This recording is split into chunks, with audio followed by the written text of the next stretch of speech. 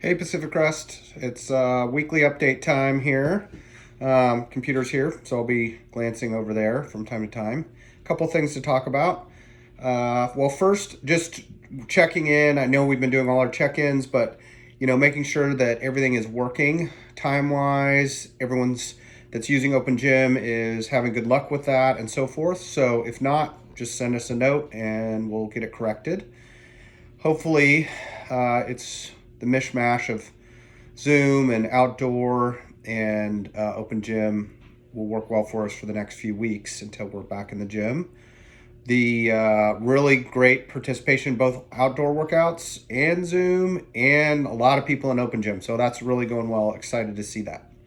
So let's talk about a few things.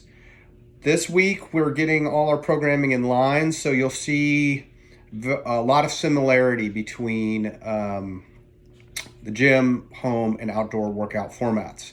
And one of the things that is the same is Friday's workout, which is going to be our competition WOD. So we're going to do a workout that can be done in any format each Friday.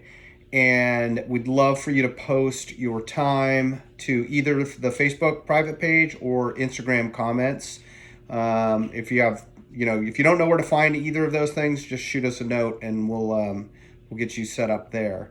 So Friday's workout will be that competition WOD. So look for that. Those are all posted on training tools on the website. So on the main page of the site, training, drop that down. You'll see training tools, hit that, and that'll give you links to all the week's worth of workouts.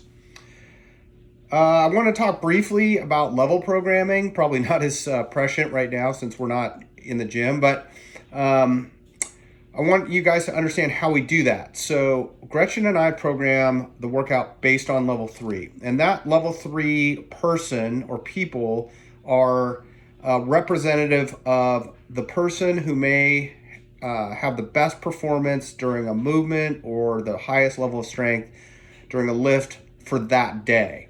So that isn't to say that there's some kind of like Ubermensch or like whatever the German Mensch for woman is, that we're constantly trying to apply. So if you extrapolate that out to an extreme example, we're not going to program level 3 for CrossFit Games athletes. That'd be fairly discouraging because I don't think any one of us would ever get there.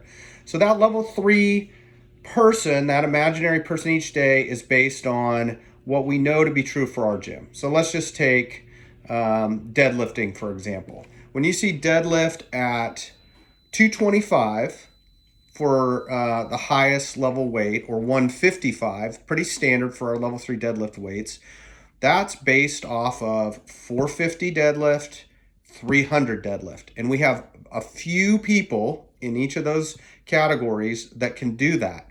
Most of us cannot. So that's why we always throw that percentage at you. Well, level 3s, 225, 155, you should be lifting at about 55, 60%. So if you happen to lift more than that, like we have, like Dave Jackson deadlift 515 pounds, I think, at this point. And so he just gets the benefit of lighter weight for him. That's just the beauty of getting above those level 3 thresholds. So why do we talk about this? Because we want you to make sure that you're not getting frustrated if you're regularly were a level 3 or level 2 person and you're seeing workouts that are hard for you to accomplish in that way. Because it's not designed for someone who, for example, once I graduate to a level 3 workout, I shouldn't have the expectation that I can do all level 3 workouts. And that's still true for me. Like I can't power clean as much as several other folks in the gym. So they may do the level 3 power clean weight on one day and I might do the level 2 weight, so forth. You see this happen a lot with like double unders or muscle ups. Someone who can regularly perform at the highest level but just doesn't have that technical skill, so they back it down to the level 2 version for that day. So those are some thoughts on level programming. If you have more, just hit us up. Thanksgiving, we're not going to do anything on Thanksgiving. Originally, we talked about maybe trying to put together some kind of turkey trot or something like that, but I just don't know that it's responsible at this point to get a bunch of people out there. Sometimes those things have pretty high turnout, like 20 or 30 people. So I think we're just going to pass on Thanksgiving this year. And then lastly, what are we doing about reopening? What we're doing is we're communicating heavily via our CrossFit network to local government. So CrossFit headquarters has regional reps. Our rep is a guy named Jordan. He owns Riot Athletics up in Seattle. And so he communicates with all of us in Washington, Oregon, and so forth.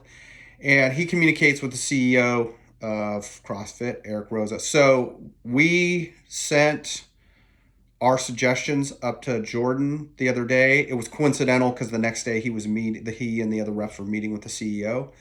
And so they're trying to push what they can. They've already sent form letters to the affiliates to send to Congress people, and linked us in with the governor's office. So we've sent notes to all of that.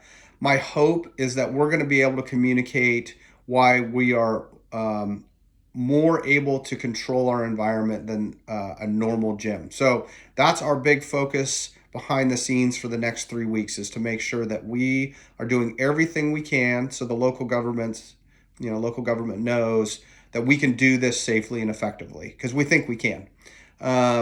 So that's where we're at, and we'll see you on one of our mediums this week.